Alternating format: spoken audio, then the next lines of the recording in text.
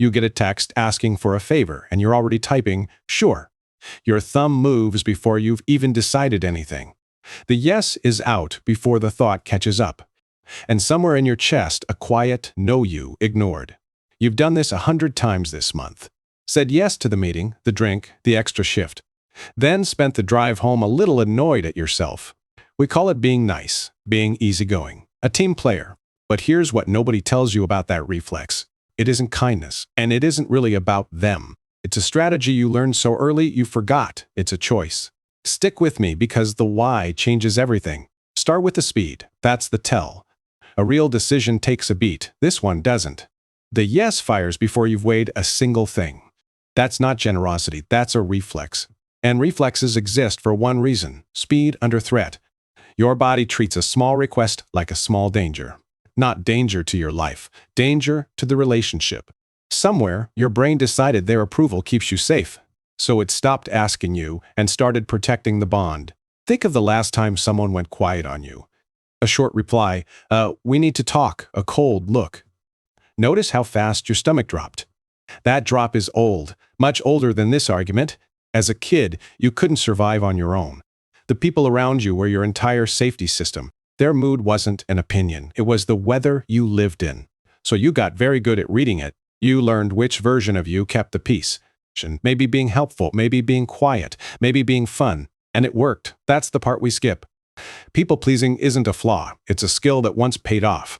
It kept a room calm. It kept you connected. The problem is the rule never got updated. You still run it on people who aren't your parents.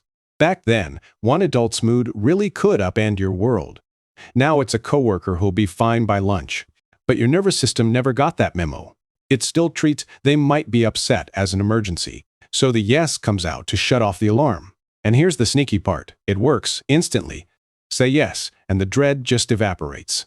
Relief floods in. You feel like a good person. That relief is the hook. That's what you're chasing. And not their happiness. The end of your own discomfort. Read that again. It's the whole game. Every automatic yes is you buying relief on credit. And credit always comes with interest. The interest shows up later, quietly. It's the plan you now resent, the favor that ate your Saturday. The friend you start avoiding, without knowing why. You said yes to keep the peace with them, and slowly broke the peace with yourself. Here's the one line worth remembering here.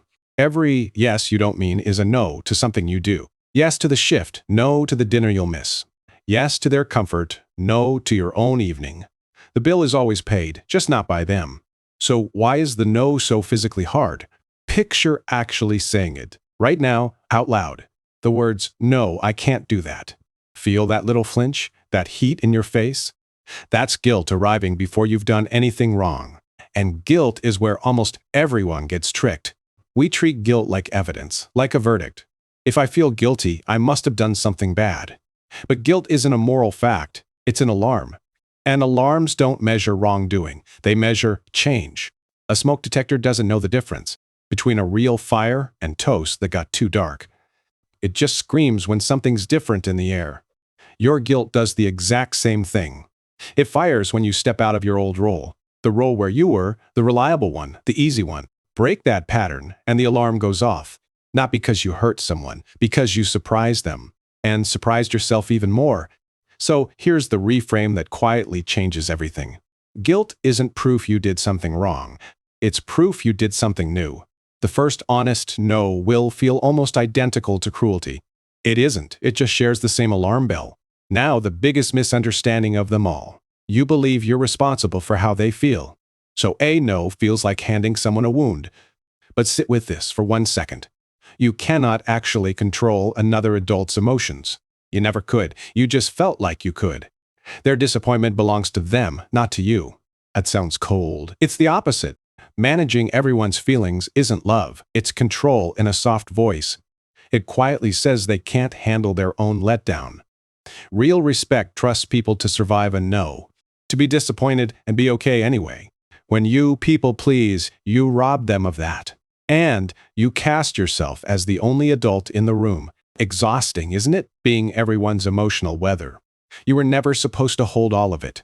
So let's make this usable, starting today. The fix isn't to become blunt or cold.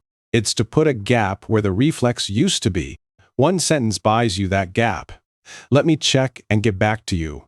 That's it. No reason, no apology, no essay. It works because it interrupts the automatic yes. The reflex needs speed. This sentence steals its speed. Now the choice moves from your gut back to you.